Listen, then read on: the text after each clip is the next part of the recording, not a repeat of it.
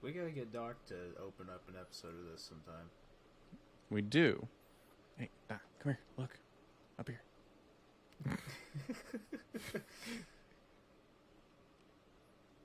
There we go. There he is. What's up, buddy? And that is how you open a podcast. Hello and welcome to this week's edition of the Rookie Stripes Podcast, episode number 2, previewing everything that is Daytona Speed Week from the Daytona International Speedway, everything that culminates in the Daytona 500 this week. You might know me, I'm Garth Allan. My esteemed colleague over here to my right, I believe, is Mr. Tyler Guthrie. How's it going today, man? How's it going, Garth? Not just covering NASCAR this week. Every other motorsport's starting to kick off for this year. Beginning of February, F1's got new cars coming out. IndyCar's got announcements for the upcoming year, and it's only 106 days to the Indianapolis 500 now. You say 106 days to the Indianapolis 500. I say, Wednesday, Monday, so 7 days to the Daytona 500. There you go. It'll be, what, 6 days, 5 days by the time this comes out? So you say that many days to the Indy 500. I say this many days to the Daytona 500. We got to go in order of biggest race, like closest biggest race. Right. That's what we're doing. See, Indy 500 will get its countdown eventually. Believe you me, we will talk plenty of Indy 500 on here. Don't you worry. This isn't just a NASCAR podcast. We may have only talked about NASCAR last week, but this is a motorsports podcast. It's probably going to have a NASCAR skew to it, but I'm not just a NASCAR fan. I lean heavily toward NASCAR, but I'm not just a NASCAR fan. And as we talked about last week, Mr. Guthrie over here probably is more an IndyCar fan than a NASCAR fan. Am I correct in saying that? I'm definitely getting more back into the swing of NASCAR, but IndyCar is my thing, my jam, and I'd never miss out on IndyCar. So I'm excited to kind of share some of that this podcast too. Well, that's good. So once the IndyCar season gets into full swing, you can be our IndyCar analyst. So I don't have to watch the races. Not that I don't want to watch the races, but you can be the one watching the races and telling everybody exactly what happens in those races. The two goals of this podcast are to get me to watch NASCAR and get Garth to watch IndyCar. And to get both of us to watch F1. Yeah. We'll see about that one. Yeah. Okay, so Daytona Speed Week coming up this week. But did you see the UFO that got shot down this week? Which one? Which one? Oh, yeah, there was. I think well, there was the about one 6 this weekend. They got one over Lake Huron. I don't know that I saw that one. I was thinking of the one up in Alaska. What was the one in Lake Huron? The same thing. Really? Mm-hmm. Interesting. And then Pat McAfee posted that the aliens need to hold off their war against the humans until after the Super Bowl, so now we're screwed. Well, yeah. We're finally past that, so now the war can begin. Oh, boy. Yeah. Maybe I don't know. Until after Daytona, too. Yeah, exactly. Well, and then we're going to say postpone it till after the Indy 500. Just postpone it indefinitely. Yeah. Let's just be peaceful, live in coexistence. Is that the word I'm looking for? Coexistence. I feel like I sound very stupid right now because I can't think of the correct word. And he's just over here nodding like, yeah, you are pretty stupid. I will not tell you you're wrong. Yeah, thanks. Well, okay, let's get so you kicked off with your ARCA series. That's right. Let's get kicked off with the main series of racing news now, or has been the main series up until now, the ARCA Menard series. And there is going to be, I want to say a lot happening in this race, but at the same time, we've got a lot of cars in this race. So 41 cars entered in this race. That is the biggest entry list we have had at Daytona for an ARCA race since 2017 when 44 cars were entered. 42 only actually took times that year because 2 withdrew. But either way, there were 44 cars on the initial entry list. So pretty big entry list this year. That being said, there's not a lot in the way of competitive cars, as has been the case for a few years now. You've got the Venturini cars, you've got the Rev cars, and that's probably about it in terms of cars that are going to be going for the win unless we have some wrecks. Daytona's not put on a great show for the last few years with ARCA as it is, so I'm not really sure what to expect out of this race. I don't have high hopes for this race that we're going to see a very good race, but nonetheless, it's the first race of ARCA, it's Daytona, so you've got to be excited for it. Now, for those of us that have never watched ARCA before, how many cars will actually be able to take place in the race? 40. 40. So one car goes home, but only 40 are going to take time because, and this is where it gets very confusing for those of you that probably don't follow ARCA that closely, there's really only 2 drivers so far that are running the full season, competing for the championship this year, that are in competitive rides that will really be championship threats. Those being Jesse Love in the 20 for Venturini Motorsports and Andres Perez de Lara for Rev Racing. Now, the thing about Andres Perez de Lara is he is running a fast track car at Daytona because Rev is running LeVar Scott in the 2 car, who is running a full East schedule for them this year, and Jack Wood in the 6 car. So, Perez de Lara is in a fast track car. He will run a 1 lap in practice, park the car, and not attempt to qualify. So, this will still count for him as an attempted start. So, he will still get the 50-point bonus after 5 races. Because if you don't follow ARCA that closely, there is a 50-point bonus if you run all 5 races in each quarter of the season. So if you attempt the first 5 races, you get an extra 50 points. So they wanted to make sure he could have that 50-point bonus, even if he's not actually running the race at Daytona. Does this make sense? Clear as mud? I'm following you closely. One of my goals this season is to get into ARCA a little bit. I've never watched a single ARCA race, but it's always seemed like an interesting series, just not super well advertised, in my opinion. Well, this is the year, I think, if you want to watch a lot of ARCA races, this is the year to do it, because, not because I think a lot of the races are going to be great to watch this year, but because this is the first year that every race has been nationally televised on a cable channel that mostly everyone gets, because every race this year will be on Fox Sports 1. Prior to this year, there was about 8 races a year that were on FS1, and the rest of the season was on MAV TV. Well, most people don't get MAV TV, so most people could only see about 8 races. But this year, you can see all 20 on FS1 as long as you have like a basic cable package. And for those of us that have never watched ARCA, just kind of looking through the Menard Series schedule, they've got some pretty interesting places. Obviously, Daytona, Phoenix, Talladega, different races that Cup Series goes to. But then they got a couple smaller tracks. Iowa, obviously, most Southern NASCAR series go to Iowa now. But then some other short tracks around Midwest and Mid-Ohio. I always love watching IndyCar races there. Pocono, nice to see them. Indianapolis Raceway Park, Garth's favorite racetrack in the world. That's right. Right next to the greatest race course in the world, Crosstown. I don't know. I think IRP gives IMS a run for its money. Yeah, we'll see about that one. But I do think ARCA Menard Series, definitely something worth looking into, for me especially, but if you haven't before. Seems interesting. And a couple exciting things on the schedule this year, too, is ARCA is running double headers with trucks this year at tracks that have not necessarily been on national schedules for a few years. So the trucks returned to IRP last year for the first time in, 10 years? Ran a double header the same night with ARCA last year at IRP. Was a fantastic night of racing. They're doing it again this year.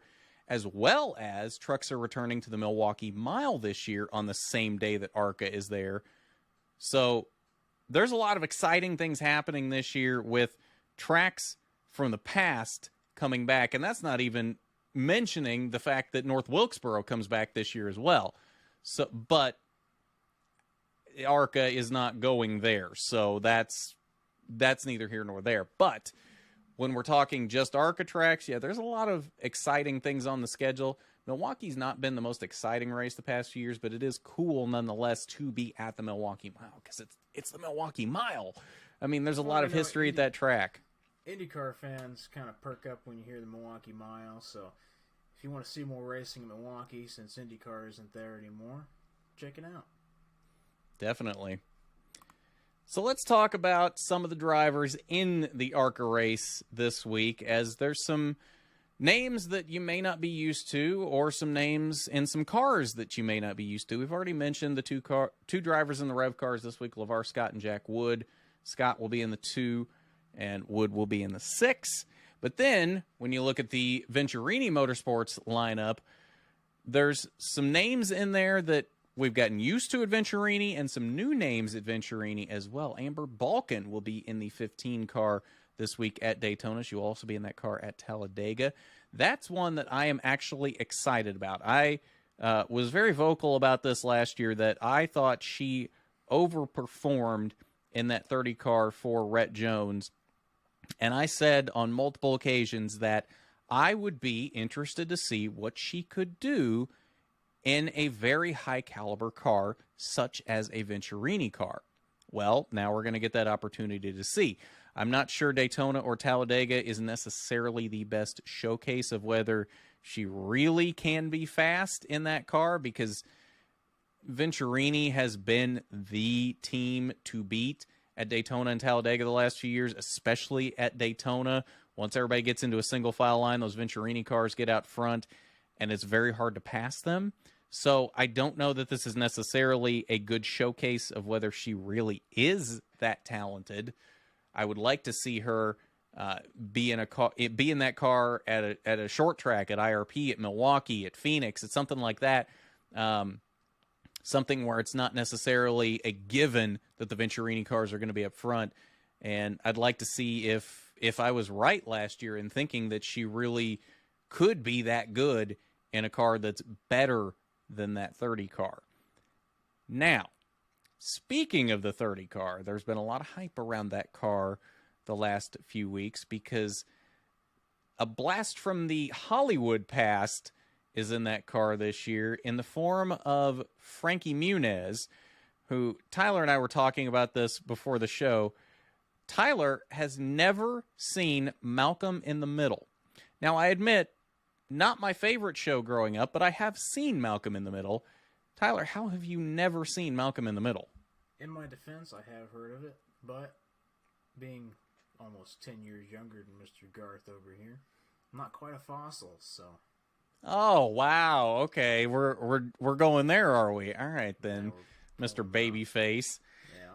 Well, I see how it is. I'll remember that. Somebody's got to represent the younger generation. I guess so. So, yes, Frankie Muniz will be in the 30 car for Rhett Jones for the full season this year. I'm interested to see how this goes, because this is the highest level of motorsports he has competed in. He has not made an ARCA East or an ARCA West start. I do believe he has made some late model starts, but has not made any ARCA starts to this point. So I'm curious to see how this goes for Mr. Muniz. I really want to see him do well, but I'm very curious, because that's the thing. He doesn't seem to have a lot of experience, and it's not the fastest car in the field by any means, so I really don't know what to expect out of this. As Doc is over here trying to make himself well known and try to keep himself from being bored, so he is making plenty of noises. So if you hear noises in the background, if you hear meows, Doc is over here trying to entertain himself. You might even see him on camera at some point. So, but yes, Frankie Muniz in the 30 car this year. Back to the Venturini lineup, though, Jesse Love, as we've talked about, will be in the 20 car. Gus Dean returns to a Venturini car. He will be in the 25 this year. He made a very good run in that car, both at Daytona and Talladega last year. So good to see Gus Dean back. I've always been a fan of Gus Dean. I think he's got a lot of talent and just never really has had the opportunities to showcase it that much. So good to see Gus Dean back in a good car. Hopefully he can put together a very good run. Now, Tony Breidinger will be in the 4th. Really? Doc is really trying to be a part of this podcast right now. For those of you on the audio version that can't see the cat in the middle of the set right now, that just wants to be a part of all the diecasts back there, apparently.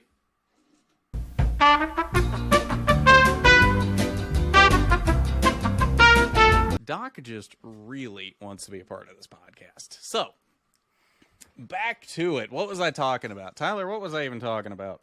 I'd like to insert a little point here, hopefully to keep Doc a little bit less bored throughout the year. I'm going to try to get into ARCA so that way we can have some more back and forth commentary talking about the ARCA Menard series, because obviously very one-sided right now with Garth knowing just about everything about ARCA and me not even knowing who a single driver is.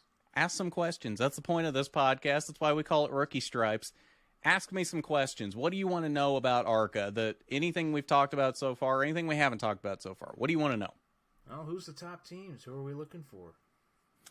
So, top teams are going to be Venturini Motorsports, as we have been talking about with Amber Balkin, Jesse Love, Gus Dean, and Tony Breidinger. That is going to be mainly your biggest team. Rev Racing is also a very formidable team. Rev Racing won the championship last year with Nick Sanchez, who has now moved up to the Truck Series this year. LeVar Scott is moving up with them from their late model program. He'll be running a full ARCA East schedule this year. And then, as we mentioned, Andres Perez de Lara will be full-time in one of their cars as well. I'm not really sure what the plan for Jack Wood is. I'm thinking Daytona is probably the only race he'll be in, so I don't know what they're going to do with that second car outside of that. But they are kind of the top Chevy team. And Ford doesn't really have a top ARCA team. I guess Rhett Jones with Frankie Muniz would be the top ARCA team, but this is the first year Rhett Jones has really had full Ford backing, so I don't know how much that's really going to affect that car. And again, Frankie Muniz is a big unknown as to whether he really will be that good. So Ford is kind of the outlier in ARCA, but Venturini is definitely the big Toyota team, as well as Joe Gibbs Racing. They do have the 18 car, which has been piloted by Sammy Smith and Ty Gibbs the last couple of years. And even though neither one of them has, well, Sammy Smith didn't run the full season last year. Ty Gibbs did run the full season the year before that and won the championship. Sammy Smith missed, 4 races last year and still ended up like 4th in points. Won a bunch of races last year, so that 18 car is definitely fast. They'll have William Solich in that car this year, he's another unknown. He comes from the late model ranks and has not made an ARCA start to this point, so don't really know what he's going to do this year. On there, I think you mentioned the lack of kind of Ford backing in the ARCA series. I think just across the board, as a general glance, Ford in anything other than the Cup Series is kind of lacking in the kind of upbringing of new drivers. Obviously, they've had a couple in the past few years, but I think they've only had maybe 2 or 3 cars in the Xfinity Series in recent years, which did sound super cool on restrictor plate tracks with the engine package that they have in those. Mm-hmm. Yeah, and that definitely it has been kind of an issue with Ford is, their development program in the lower series just is pretty much non-existent. You've got Ford on one hand, who really doesn't have any development in any of the lower series. And then you've got Toyota, on the other hand, who almost has too much development. They've got Venturini and Kyle Busch, or now back to Joe Gibbs Racing in ARCA. Then in the trucks, you've got, now it's Tricon Garage because Kyle Busch Motorsports has gone to Chevy, and they've got Thor Sport, In Xfinity, you've got Joe Gibbs Racing. There's more Toyota drivers in development than there are seats available as they go higher in the ranks. So that kind of becomes an issue as a lot of drivers wash out of that and end up going to other manufacturers. And that kind of ends up being where Ford gets a lot of their development talent, is they just get those washed out Toyota and Chevy drivers who there just aren't really any rides for. Oh, I have noticed that kind of recently with Toyota drivers. You see them in trucks and Xfinity Series doing really well, and by the time they get the ability to be in the Cup Series, there's just no Cup Series spots. Obviously, with Toyota having a pretty star-studded lineup at the Cup Series level, with obviously the 4 Joe Gibbs cars this year. Truex, Ty Gibbs, they're not going anywhere. Christopher Bell and Denny Hamlin. This is probably going to be Truex's last year, actually. Yeah, and with reports of him wanting to retire, but which would be kind of sad to see. But then you got the 2311 racing with, I guess now it's Bubba Wallace and Tyler Reddick, and that's about all you get for as far as competitive Toyota rides in Cup Series. Well, yeah, and then before 2311, it was just Gibbs before that team came into existence. So yeah, there's a very limited amount of Toyota seats in the Cup Series, and that ends up becoming a problem when they pull in so many development drivers. A lot of them just don't have anywhere to go. There's a lot of talented drivers that end up going to other manufacturers because Toyota doesn't have enough seats for them. Yeah, and even in the Xfinity Series this year, kind of shifting gears a little bit, but you got Brandon Jones going to JRM this year, getting out of Toyota's wing. Yeah, Brandon Jones is one of those where I don't think he's actually in the Toyota development program. He just happened to be in a Toyota ride because he started out in Xfinity at RCR and then went over to Joe Gibbs Racing, and he's one of those to where it took him a long time to develop in Xfinity. There was a good solid 3 or 4 years where he was not putting up the results. And slowly but surely, he has improved and has gotten better the last couple years. I'm still not sure that he is ready to be in a Cup car at this point. I think he is just an Xfinity talent, and that's where it's going to stay, or where it should stay. I feel like he's better off running the rest of his career in Xfinity equipment, and I think he'll have a better career doing that than he would going up to the Cup Series. Yeah, and I think a lot of Toyota drivers and Ford drivers, for the most part, have gotten kind of forced up to Cup at a fairly quick time rate. It's hard to see them develop, and you get people driving Cup cars at 19, 20 years old, and there's not a lot of time to develop, and it's kind of one of those raw skill type of deals where either you got it or you don't, and they don't let you work on it at all. Well, and one thing that I have brought up in the past, and this is a very controversial opinion, there's a lot of fans that would disagree with me on this, but I believe that a lot of the problem with a lot of these drivers getting to the Cup Series and not really putting the numbers up for their first 2 or 3 years and really taking time to get to the point where they're competitive in the Cup Series, even if they're in the best car in the field, is because they have limited Cup drivers running in Xfinity and Truck Series. Back when Cup drivers could run however many races in Xfinity and Trucks they want, yeah, they were winning a lot of the races. Yeah, they were sometimes winning the championship. But when the non-Cup drivers from those series moved up to the Cup Series, he did it again. Doc Invasion Doc? Part 2. Stop trying to knock things over. So, when the drivers that were not full-time in the Cup Series finally moved up to the Cup Series, after having raced with these Cup drivers a lot in Xfinity and Trucks, they were much more prepared for that talent level, for that experience level to run against them.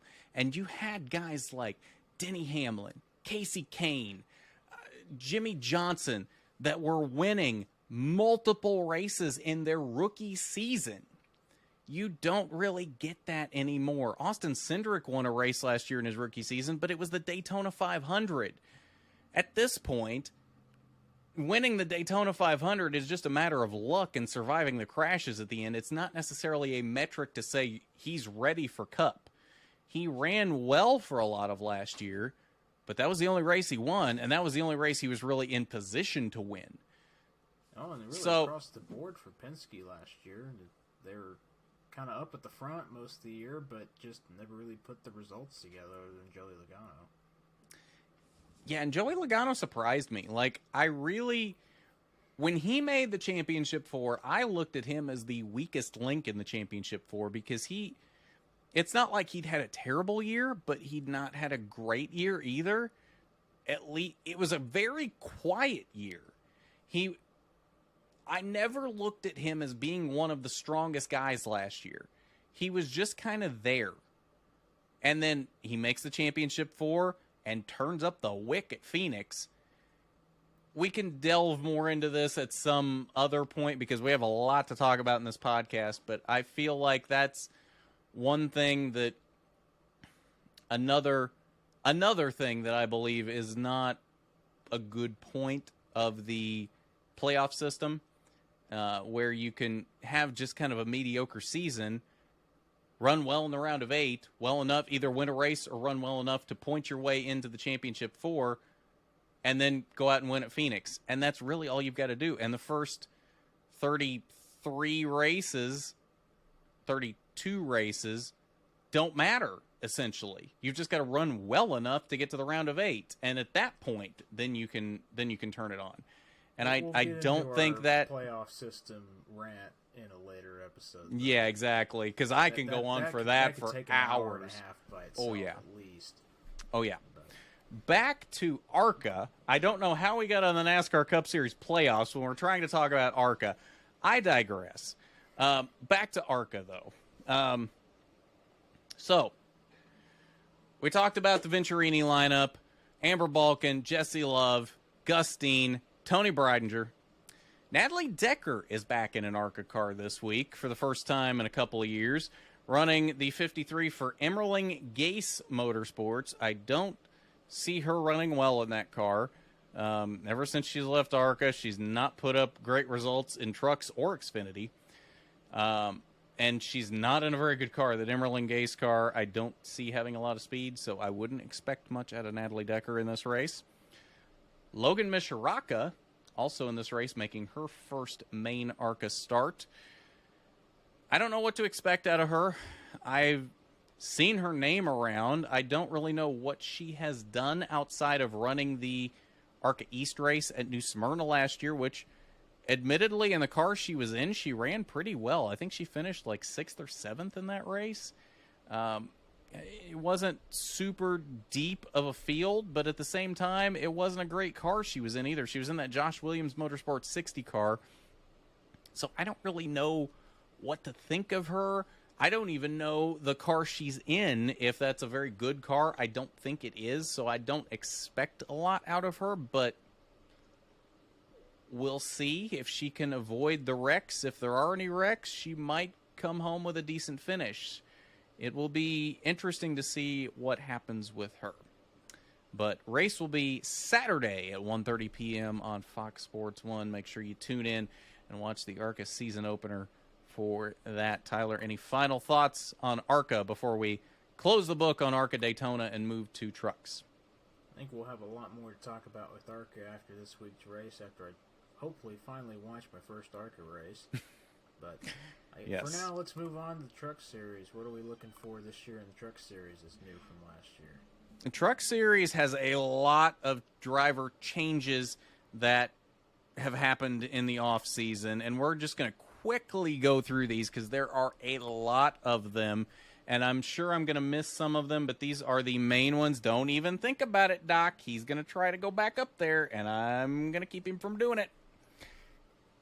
I'm probably going to miss a few, but these are the main ones that I noticed going down through the entry list in terms of new faces in new places this year in the Truck Series, and now the Craftsman Truck Series. So good to have that name back. Not that Camping World and Gander RV and Outdoor weren't great sponsors for that series. Marcus Lemonis did a lot for the Truck Series, but it is good to have the nostalgia back of having Craftsman back in the Truck Series. Nick Sanchez will make his debut in the Truck Series in the 2-truck for Rev Racing. Chase Purdy moves over to Kyle Busch Motorsports in the 4-truck. Dean Thompson will be in the 5 for the newly rebranded Tricon Garage, formerly David Gilliland Racing. Corey LaJoy will run double duty in the Spire number 7 truck, as well as being in the Cup car, of course. Corey Heim will be in the 11 truck for Tricon for the full season. Haley Deegan will be in the 13 for ThorSport as she moves over there from Tricon. Sammy Smith will be running Daytona in the 17 for Tricon. Christian Eckes moves over to MHR in that 19 truck. I'm curious to see how he is going to do in that McAnally truck. Derek Kraus showed some speed in that truck the last couple of years. Never was able to put it in victory lane, but did show that that truck is capable of being fast. So I'm curious to see what Christian Eckes can do in there. Is that the blue and gold Ford that's been around for several years? No, that is the blue, gold, and white Napa Chevy. It's a Chevy? I always thought that was a Ford for some reason. It is a Chevy. It became a Chevy last year. I believe it was last year when they switched the Chevy from Toyota. But no, McAnally has never been Fords. But I'll be curious to see what Eckes can do in that truck. I have a lot of faith in Eckes' driving ability. I've always thought Eckes has a lot of talent, and it just unfortunately has not been able to be shown a lot in the Truck Series so far. So I would really like to see him do well in that 19 truck. Derek Kraus, the former driver of that 19 truck, moves to Young's Motorsports in the 20 truck.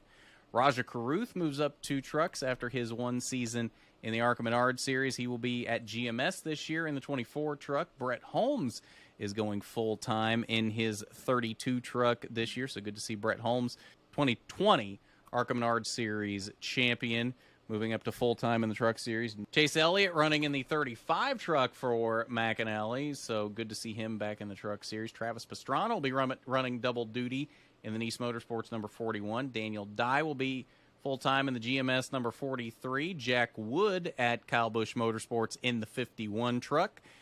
Ty Majeski moves to the 98 truck this year at ThorSports. They're getting rid of the 66. Ty Majeski moves to the 98 that Christian Eckes is vacating. And Haley Deegan will be in the 13 full-time.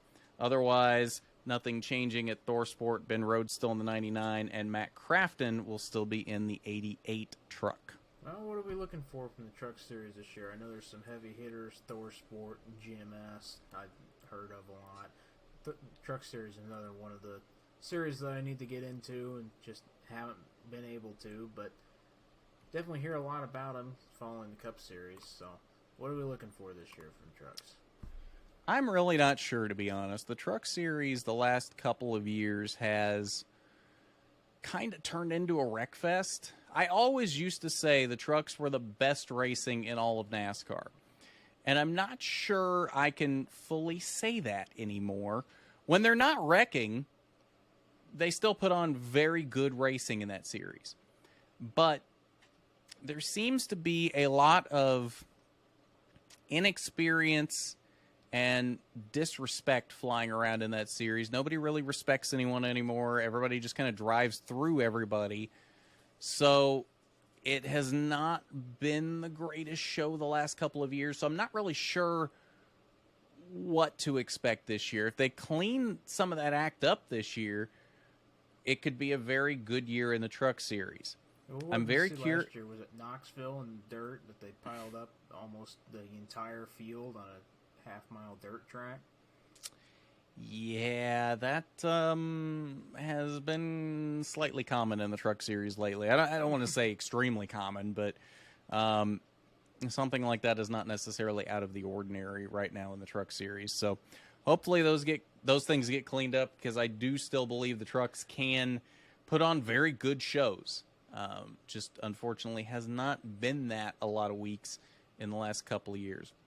I'm very curious what Tricon Garage will do, as they are now the flagship team for Toyota. With Kyle Busch Motorsports moving over to Chevy, Tricon will now be the top Toyota team. There's a lot of changes with that team this year, the most visible one being the name, moving from David Gilliland Racing to Tricon Garage. The other biggest change is they've gone from a 3-truck team to a 5-truck team. They pulled in some former Kyle Busch Motorsports drivers. They're in the Toyota development wagon. They've pulled in random drivers from elsewhere. They've pulled in Dean Thompson. They've kept Taylor Gray and Tanner Gray, who had been Ford drivers, but are staying in the Tricon Garage team now. So there's a very interesting cast of drivers with this team this year. In a team that has not been super competitive the last couple of years. Like, it's not that they've been slow, but they've not really had the speed to win races. So I'm curious to see how they're going to be as the flagship Toyota team now. Because Kyle Busch Motorsports the last few years, they might have had an off year here or there, but for the most part, they were race-winning trucks. Depending on who you put in those trucks, Kyle Busch Motorsports trucks could win practically every week. Tricon, before this season, has not been a team like that. So, will the Toyota backing make them a team like that? Or are they still going to be about a 10th to 15th place team most weeks? I don't know the answer to that. I think obviously we'll find out, but you got to think that with Kyle Busch going to Chevy and them being the flagship Toyota team, you got to think about the amount of money that Toyota's got to be dumping into that team to try to keep their driver development program going along in trucks. Money doesn't necessarily buy speed, though. No. Red Bull Racing learned that when they tried to come to the Cup Series. When Red Bull came to the Cup Series, this was the same Red Bull that is now the top team in F1. They came to NASCAR and basically tried to use the same strategy they use in NASCAR and just in F1 and throw all the money at it that they possibly could, and they thought that that would equate to speed. It kind of equated to speed, but it didn't make them an overnight championship contender. And in fact, it never made them a championship contender. They were good for a win here or there, but that was about it. Even with drivers like Casey Kane and Brian Vickers. If you can find diecast of those cars, send them my way. Yeah, I don't know that I want to pay $400 for those, for a 164th. No, just send them my way. I don't need to pay for it. Just send it over here. Yeah, okay. I'll work on that. Yeah, anybody watching, if you got a Red Bull car, just send it to Tyler. It'll go to a good home, promise. I'm sure it will. But yeah, money doesn't necessarily equate to speed. So just because Toyota is dumping a bunch of money into Tricon does not mean they will necessarily leap to being a race-winning team every week. It's more about the management and how the team is being run than it is how much money is being poured into that team. Now, in saying that, if Tricon is going to be a race-winning team, it is going to be with their current driver lineup. If Corey Heim and Taylor Gray cannot win in those trucks, nobody can win in those trucks. Corey Heim and Taylor Gray are two of the brightest prospects in all of NASCAR right now. So if they can't win in Tricon trucks, it really probably doesn't matter who you put in those trucks. They're probably not going to win in them. What else we got going on in the truck series? Just a lot of Tyler lost his train of thought here. I don't know anything about the truck series still. Okay, well. If Matt Crafton retires in the next year or two, I'm not even going to know what the truck series is anymore. Matt Crafton's been here the entire time I could read. So yes, he has. That is how young Tyler is. All right, so the Truck Series race will be Friday night, 7:30 p.m. on Fox Sports 1. Don't miss it. It should be a good one. Moving on to the Xfinity Series. New names and new places there as well. Cole Custer returns to the Xfinity Series. He'll be back in the 00 now for Stewart-Haas Racing, his personal number. Now that he has been demoted back to the Xfinity Series, he reclaims that 00 number. Jade Buford and Parker Kligerman join the ranks of Big Machine Racing. I don't know if that second car is going to be full-time this year or not, but good to see Jade Buford back in a Big Machine car in the 5 car. Brandon Jones will be in the 9 car, as we've already talked about for Junior Motorsports. Chandler Smith moves to Colleague this year as he looks to race for the Xfinity Championship this year in that 16 car that is being vacated by the now full-time A.J. Allmendinger in the Cup Series for Colleague.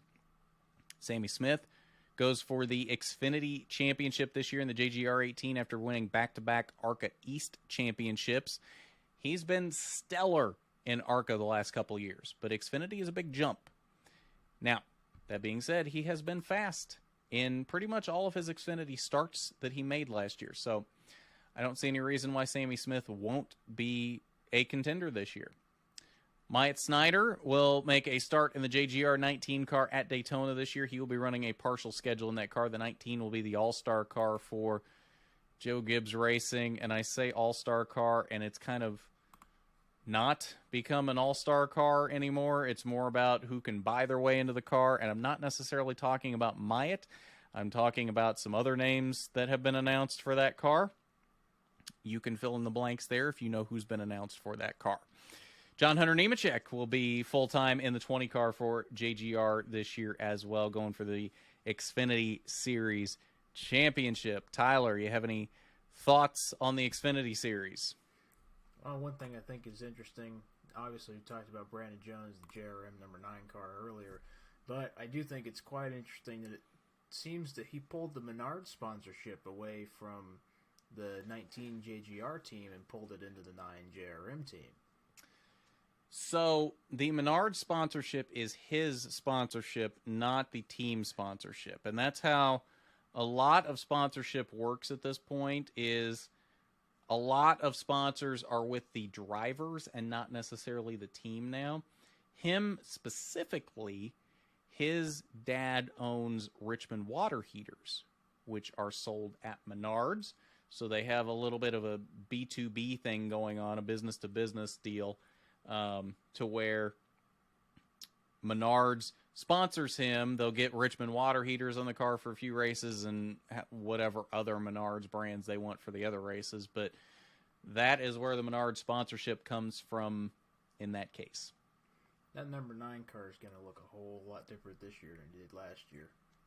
Yep, Menards is a very different paint scheme from Bass Pro Shops and Black Rifle Coffee. I do think that car will race a lot differently this year than it did last year, too. We know that Noah Gragson a couple times had his temper kind of flare out last year, especially, what was that? Road America with Sage Karam, where he crashed half the field because he got angry. But I don't think we've seen that from Brandon Jones in the Xfinity Series so much. No, Brandon Jones is very even keel. If we ever see that from Brandon Jones, it'll be the day the pigs fly. Brandon Jones, personality-wise, is like the exact opposite of Noah Gragson. I don't expect to see any of that from him. I do expect to see him win a race or two this year in that car. He's gotten to the point now where he is race win capable, especially in a car like that, but I don't necessarily see him winning the championship, as Doc knocks my mic away, because he just wants to be on my lap. You're such a good boy, aren't you? But yeah, Brandon Jones, I think he'll have a solid year, but I don't see him being a championship contender necessarily. Now, Xfinity Series is finally where I start to get to know a little bit more about it, but I have been fairly impressed with Brandon Jones. I know last year I watched a lot of Xfinity, and not exactly running first place all the time, but definitely top 5, top 10 most of the time. And I think it'll be interesting. We saw Noah Gragson kind of up there in top 5 all season in the number 9 car JRM2. I think it'll be interesting to see what Brandon Jones can do in the exact same equipment Noah Gragson had last year. See if Brandon's temper kind of makes him a little bit better in that car than Noah Gragson. Yeah, it'll be interesting to see. I don't see him running quite as well as Noah Gragson in that car, just because even at this point, I don't see Brandon Jones having the raw level of talent that Noah Gragson has. I don't see Noah Gragson being an elite level of talent by any means, but I do think he has more talent at this point than Brandon Jones. And that's not to say that Brandon Jones doesn't have talent. I have a lot of respect for Brandon Jones and his driving abilities, but I do think objectively Noah Gragson has more talent at this point and is a better driver when his temper does not get the best of him. So I do think there will be a slight decline in performance from that 9 car, but it's not going to be drastic. He'll still be up there competing for wins every now and then. I would think, will make the playoffs. I'll be surprised if he doesn't make the playoffs, but I don't see him making the championship 4. Another thing I think was announced this week, Kyle Busch will be racing the number 10 car for Kaulig for his 5 races that he's allowed in Xfinity this year. Obviously not in Toyota anymore now he drives for Chevy in the Cup Series, but interesting to see the alliance there with Kaulig, knowing that Kaulig and RCR are both Cup teams and seem to have had a fair disagreement in the past couple of years as far as just running on track into each other. You know, this really doesn't surprise me because there was a lot of talk before it was announced that Kyle was going to RCR that Kaulig might be his destination when he left JGR. At one point, the talk was that he was going to be full-time at Kaulig in the Cup Series. At another point, the talk was that he was going to Chevy, and it would be with RCR, but that Kaulig would take over the truck team. It wouldn't be Kyle Busch Motorsports anymore. It would be Kaulig Racing in the Truck Series. So this doesn't surprise me that Kaulig is in some form part of Kyle Busch's future now. I didn't necessarily see this coming that he was going to be with them in the Xfinity Series, but I am not surprised by it either. Imagine what a lineup Kaulig Cup Series would have been with AJ Allmendinger, Kyle Busch, and Justin Haley all on the same team. You know, that would have been quite the lineup. I'm not sure how that would have gone because I don't know that Kaulig, I think, would be a step down from RCR. And this is coming from someone who doesn't really consider RCR to be a top Cup team at this point. But I think RCR would have been a better fit than Kaulig. I think Kyle can still win races here and there at RCR. I don't know that he necessarily probably would have won any races with Kaulig. So I think if those were the 2 best options, I think he made the right choice with RCR. Yeah, Kaulig's one of my favorite kind of up-and-coming teams in NASCAR. Obviously, I mean, AJ Allmendinger on the road courses and Kaulig Xfinity cars has been nothing short of sensational in the past couple of years with the races that they've had. And I think Justin Haley quietly been doing very well for them in the Cup Series last year at least. New car, new team, but in Justin Haley being relatively young and inexperienced, I think he did pretty well in that car last year. I'm interested to see how he can do this year. Agreed. Yeah, he's been surprising in the Cup Series. Outside of his win in the Spire car a couple years ago at Daytona, he's not been super fast, but he's been mostly with Kaulig in the Cup Series. So he and that team have kind of been growing together in the Cup Series. So it's not necessarily that surprising that they haven't really been race win contenders most of the time, outside of the Clash, oddly enough. The past 2 years, he has been fairly fast in the Clash at the LA Coliseum, which surprises me a lot.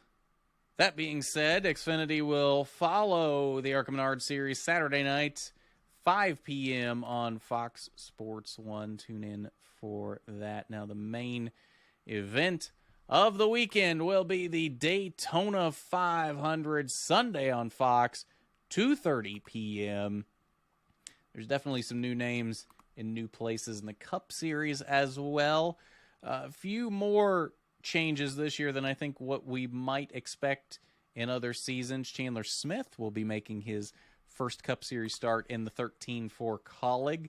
Riley Herbst also making his Cup Series debut in the 15 for Rick Ware Racing. I don't expect that car to run well because it's a Rick Ware car, but that Sunny D scheme does look really good. Zane Smith also making his Cup Series debut in the 36 for Front Row, and it was announced he would be splitting that 38 car with Todd Gilliland this year, so Todd Gilliland does not seem to be running a full season for Front Row this year. Ryan Preece takes over the 41 car from Cole Custer, as we talked a little bit about on last week's show following the Clash. Noah Gragson moves up to the Cup Series for his rookie season in the 42 for Legacy Motor Club. Tyler Reddick moves over to 2311 in the 45 car. Connor Daly will be attempting to run the Daytona 500 in the 50 car for the Money Team. Interesting addition to the entry list there. Ty Gibbs running for Rookie of the Year honors in that 54 car at Gibbs. Austin Hill will be in the 62 car for Beard Motorsports.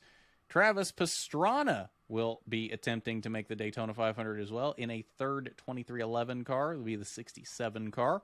Ty Dillon will be in the 77 car for Spire, attempting to make the Daytona 500. And Jimmy Johnson makes his return to the Cup Series with Legacy Motor Club in the 84 car. His first start in the Cup Series since he made his foray into IndyCar. Tyler, I know you are a bit of a Jimmy Johnson fan. What are you expecting out of him? I'm not sure with the completely new team.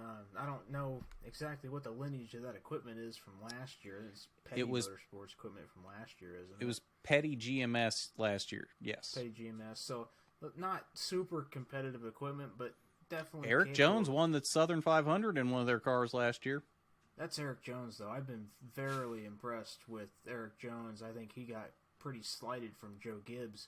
Another thing with them having way too many development drivers, and with Ty Gibbs getting up into Cup Series now, just less room for talented people. But I think I've been very impressed with Eric Jones, especially the 1 or 2 years they spent with Gibbs in Cup Series. I think he did really well. I think he did better than Christopher Bell, which might be a little bit of a flaming hot take. But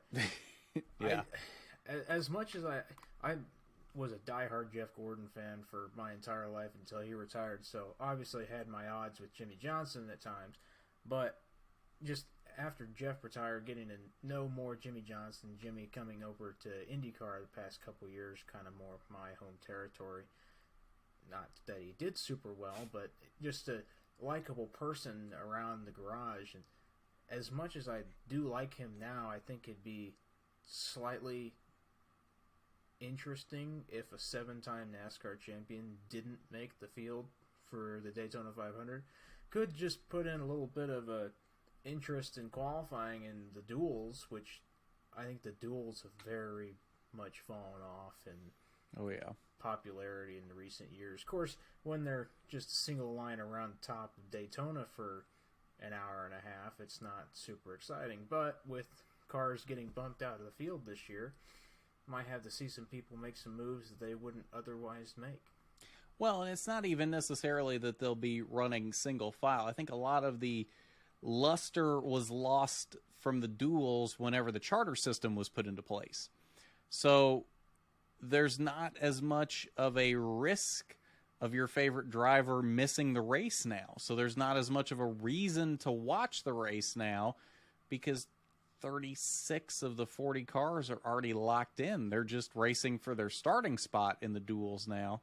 You've only got 2 cars per race that are racing to get in, And most of those cars that are racing to get in are back markers that, let's be honest, most people aren't following or really don't care if they make the race or not. Now, I'm not saying there's no fans for Riley Herbst or Zane Smith or whoever, because there definitely are, but they don't have the fan bases that Jeff Gordon or Jimmy Johnson had whenever the charter system wasn't in place, and there was a real possibility that those guys could miss the race if they had a bad duel.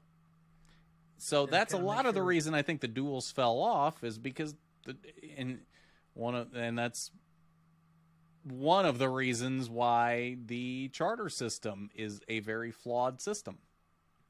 Make sure we cover all our bases here. The non-chartered cars entered in Daytona 500 this year are the number 13 for Colleague Racing with Chandler Smith driving that. And you got the number 36 for Front Row Motorsports, Zane Smith.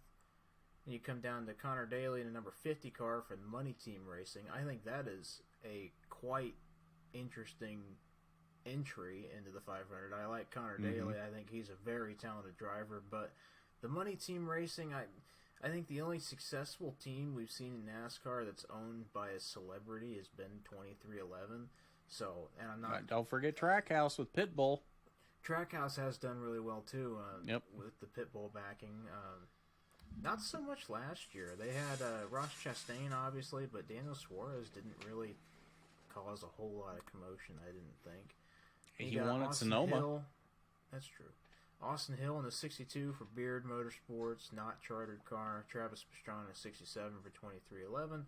And Jimmy Johnson at 84 for Legacy Motor Club. Those are your non-chartered entries for the 500 this year. So, that will transition us into predictions. 2:30 p.m. on Fox is the Daytona 500 on Sunday. First prediction, Tyler. Who misses the 500 out of those open cars? Who misses the 500 out of these open cars? I think it'll really just come down to who finds friends in the duels, to be completely honest with you. I think the 13 Chandler Smith of Colleague, obviously he's got, two teammates? I don't know how the duels are split up between his teammates. And that's the thing. He could be in a duel where all of his teammates are in the other duel. So he doesn't necessarily have friends. And Jimmy Johnson's got the same thing. He'll have two teammates, but don't know who's going to be racing what. Travis Pastrana, I don't think has he run any super speedway races? No, this will be his first one. No. So that'll be interesting to see how quickly he gets up to speed. And there's no practice before the duels. Right. And it'll be very much step in and take a jump off the diving board and see how it goes. Connor Daly, I don't know how much NASCAR experience he has. I know he's raced Xfinity cars a little bit, but I don't know if he's had any super speedway starts. He has not, I don't think. So I think two cars getting bumped. I think you're probably looking for Travis Pastrana or maybe even Jimmy Johnson. It's been a while since he's been a Cup car. He's never been in the next-gen Cup cars in a race. I think he's tested them a couple times, and he's doing the Garage 56 entry for 24-hour Le Mans, and that's a new Cup car. But obviously, being away from NASCAR for a couple years, racing open-wheeled cars where you can't really touch the other cars very much without going in the fence, and then having to go to Daytona and bump draft, and it'll be interesting. I think probably my two picks to not make the race would be Travis Pastrana and Jimmy Johnson. You literally just stole my two picks, so I'm going to change mine up a little then. I think Chandler Smith misses the race. Lack of experience, I think, is going to do him in, as well as I just don't see Colleague. I know this might be a hot take because Colleague has been super fast in the Xfinity series at Daytona and Talladega, but I don't know. I just have a feeling that Chandler Smith So I'm going to go with Chandler Smith, and I'm also going to go with Travis Pastrana. The lack of practice, I think, is what's going to do him in. If there was a practice session before the duels, I'd give him a much better chance. But he has never been out drafting in a track like this. I think it's going to be such a big learning curve, and those duels are so short. I don't think he's going to be able to learn it that quickly. But that same argument could be made for Connor Daly. So you could really interchange those two, or you could honestly say it's probably going to be Connor Daly and Travis Pastrana that miss. But I don't know. I have a good feeling about Connor Daly. I think he does make the race. And I don't know. I have a bad feeling about Chandler Smith. I don't think Chandler Smith makes it, and I think Travis Pastrana will be the other one. Yeah, I would like to see Connor Daly make the race. Obviously, me having an IndyCar sort of background, I'd like to see IndyCar drivers do well. But I've always thought that Connor Daly was an interesting driver to follow. He very full personality, and I think IndyCar's side has nicknamed him the Flying Mullet at this point. So definitely a lot of personality in that car. We'll see if it can translate into any speed. All right, moving on now to ARCA. Who you got for ARCA this weekend, Tyler? I have never watched an ARCA race, so I guess we'll find out. Well, you have learned a little bit from me in this podcast, enough to make a fairly educated pick. Any of the Venturini cars, probably. Oh, you gotta narrow it down more than that. Pick one Venturini car. You've got four options. You've got Balkan, Amber Balkan, Jesse Love, Gus Dean, or Tony Breidinger. We'll go with Gus Dean. Okay, solid choice. I am going to go with Jesse Love. I'm going to stick with Venturini, but I'm going to go the other direction. I think Jesse Love starts off his 2023 championship run with a win at Daytona. And there's a little bonus pick for you, as I'm picking Jesse Love for the ARCA championship this year. There you go. Moving on Truck to Series, who you got? Truck Series. I was hoping you would go first so I could think about this for a second. But if you're going to put me on the spot like that, I'm going to go with Christian Eckes to win on Friday night. I think he makes a splash in his debut with McAnally Hilgeman Racing and takes that 19 Napa Chevy to victory lane. Who you got, Tyler? I should have gone first. That was you were going to pick him? Yeah. That's what you get. Yeah, that'll do it. You know what? Wild card, Chase Elliott. How is that a wild card? It's Chase Elliott. Truck Series. You never know. Even more reason that he's not a wild card. No, I'm just Okay. That was a BS pick. It was, but we're going with that. You picked Chase Elliott, so we're going with that. That's actually probably a pretty solid pick, and you probably have a better chance of being right than I do. Well, I was going to pick your pick, but I guess not, since I made Well, the mistake see, of making you go first. I pushed you into a better pick, apparently. Not that Christian is a bad pick. There's a fairly decent chance Christian is going to see or hear this, so not that Christian is a bad pick. We both picked Christian, so yeah, fair enough. On to Xfinity. Who you got for the Xfinity race? Who do I have for Xfinity? I'm gonna go with Brandon Jones. Okay. I think new team, new teammates. I think JRM's been working pretty well together, and I think they did pretty well in the plate races last year too. Mm-hmm. Noah Gragson is up at the front a lot in that same car. It'd be interesting to see how it goes. New team, new place, new trophy. New team, new place, new trophy. I like it. I'm going to go with the new addition to the Big Machine Racing camp, and that is Parker Kligerman. I have always been super impressed with Parker Kligerman. I feel like he has gotten the shaft in his career and should have had much better opportunities than he has had in his career. He has proved that the last few years running that 75 truck and finally winning a race in that 75 truck last year. The 48 car, by no stretch of the imagination, is a slouch. And I see him running very well in this race and picking up the dub in this race. So Parker Kligerman is my pick to win the Xfinity race at Daytona.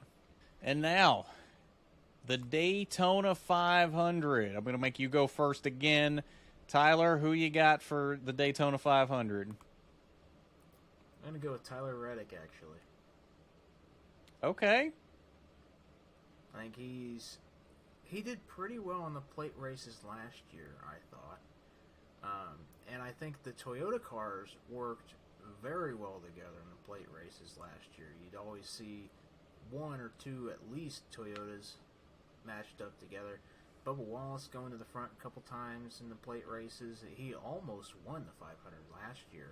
Mm-hmm. I think it'll be one of the 2311 drivers or maybe one of the Gibbs cars. I don't think it'll be one of the Gibbs cars. I'm going to go with one of the 2311 cars, and I'm going to lean towards Tyler Reddick.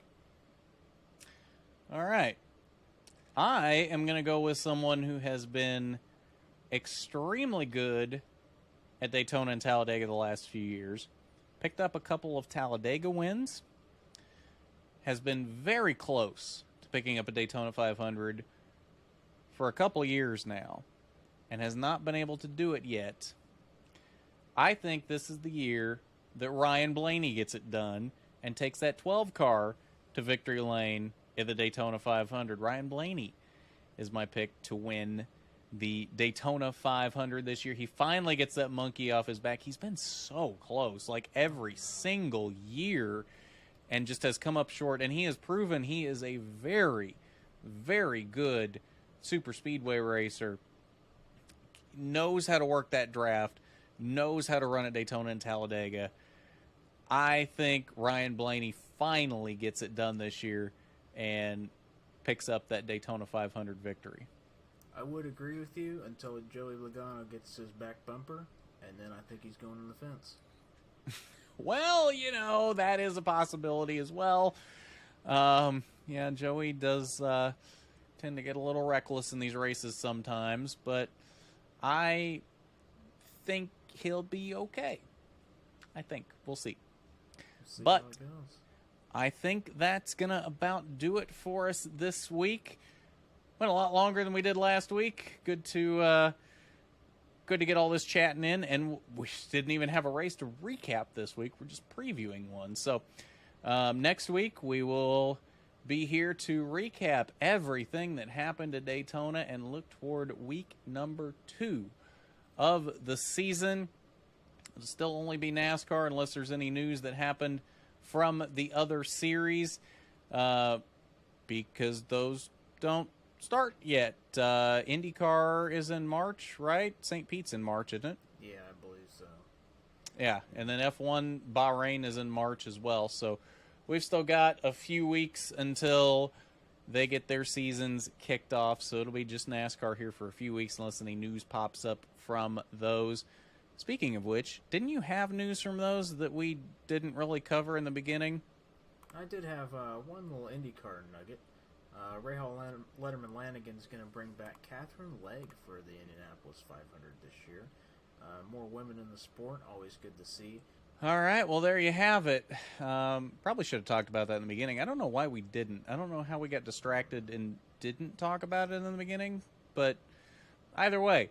That's why it's called the Rookie Stripes. That's right.